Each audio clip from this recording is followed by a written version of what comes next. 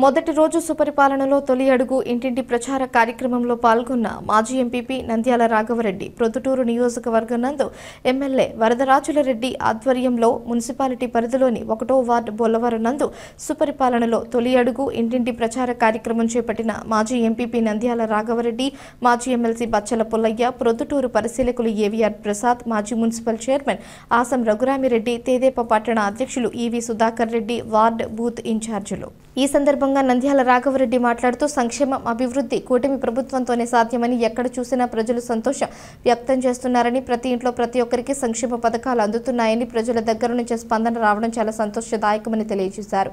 కార్యక్రమంలో కూటమి నాయకులు, కార్యకర్తలు, నందమూరి అభిమానులు పాల్గొన్నారు. అందరికీ నమస్కారాలు. ఈరోజు సుపరిపాలనలో తొలి అడుగు అనేటువంటి కార్యక్రమాన్ని తెలుగుదేశం ప్రభుత్వము లో భాగంగా మేము కూడా ఇక్కడ పొద్దుటూరు నియోజకవర్గంలో 1వ వార్డును తిరగడం జరుగుతూ ఉంది. ప్రభుత్వం చేసేటువంటి సంక్షేమాలు, అభివృద్ధి పథకాల గురించి ప్రజలను అడుగుతున్నాము.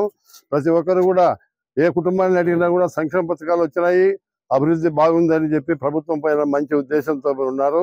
కాబట్టి ఈ కార్యక్రమం ద్వారా ఇంకా ప్రజల్లోకి పార్టీ గురించి బాగా మంచి అవగాహన కల్పిస్తూ ముందుకు పోతున్నాం. నిజంగా చంద్రబాబు నాయుడుకి తొలెడుగే. ఎందుకంటే 5 సంవత్సరాలు జగన్మోహన్ రెడ్డి పరిపాలనలో విధ్వంసం జరిగింది. రాష్ట్రంలో అన్ని వ్యవస్థలు పూర్తిగా విఫలమైన పరిస్థితుల్లో చంద్రబాబు నాయుడుకు రాష్ట్ర ప్రజలు అత్యధిక మెజార్టీతో అధికారం కట్టబెట్టినారు. ఆ మెజార్టీ 175 సీట్లకు గాను 164 సీట్లు ఇచ్చి అత్యధిక మెజార్టీతో అధికారం కట్టబెట్టిన తర్వాత వచ్చిన అధికారాన్ని ప్రజల కోసమే వినియోగించాలా, ఈ రాష్ట్రాన్ని పునర్నిర్మించాలా, రాష్ట్రాన్ని ధ్వంసం చేసినటువంటి శక్తులకు ఒక హెచ్చరికగా ఈ రాష్ట్రాన్ని పునర్నిర్మాణ కార్యక్రమంలో చంద్రబాబు నాయుడు ముందు స్టెప్ వేశాడు. ఇది తొలి అడుగు. 1 సంవత్సర కాలంలో ప్రజలకు అన్ని సంక్షేమ పథకాలు ఏవైతే మేనిఫెస్టోలో చెప్పినామో ఎలక్షన్లో, ఆ సంక్షేమ పథకాలన్నీ కూడా మేము అందిస్తున్నాము. ప్రజలందరూ కూడా ఈరోజు 1వ వార్డులో ప్రజలను కలవడం జరిగింది. వీళ్ళందరూ కూడా ప్రజలు కూడా ప్రభుత్వం మీద పూర్తి సంతృప్తి ఉన్నాడు. తమ మద్దతు ఎప్పటికీ చంద్రబాబు గారిని ప్రజలు మాకు చెప్పడం కూడా జరిగింది.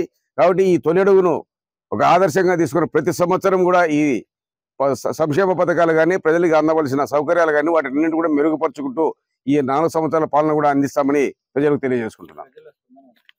ప్రజల స్పందన చాలా అద్భుతంగా ఉంది, సంతృప్తికరంగా ఉంది. ప్రజల్లో పూర్తి సంతృప్తి స్థాయికి అయినారు. 1 సంవత్సర కాలంలోనే ఏ పథకాలు చెప్పినామో,